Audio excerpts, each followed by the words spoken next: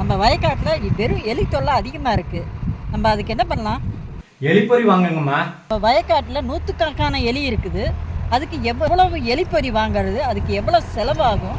நீங்க சொல்றது சரிதாம்மா. வெறும் 1 டஜன் எலி மட்டுமே வருஷம் 600லேருந்து 700 குட்டி போடுன்னு சொல்றாங்க. வெறும் 3-4 எலி சேர்ந்தாலே ஒரு சராசரி மனுஷன் சாப்பிட்ற சாப்பாட்டை அழிச்சிடுமாம்மா. அப்படி இருக்கும்போது நம்மள மாதிரி வயல்வெளி வச்சிருக்கவங்க எவ்வளோ பேரோட பயிரை வந்து இது நாசம் பண்ணியிருக்கோம்.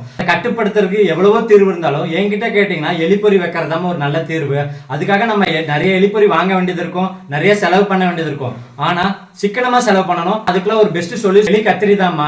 ரேட் கில்லர்னு சொல்லுவாங்கம்மா. இது நம்ம சாந்திமண்டி லீ ஷாப்ல பாத்தீங்கன்னா வெறும் 99 ரூபாய்க்கு சேல்ஸ் பண்றாங்கம்மா. இதை யூஸ் பண்ணி நம்ம ரொம்ப ஈஸியாவே எலியை கட்டுப்படுத்திடலாமா. இது ரொம்ப காம்பாக்டான சைஸ், லைட் வெயிட்.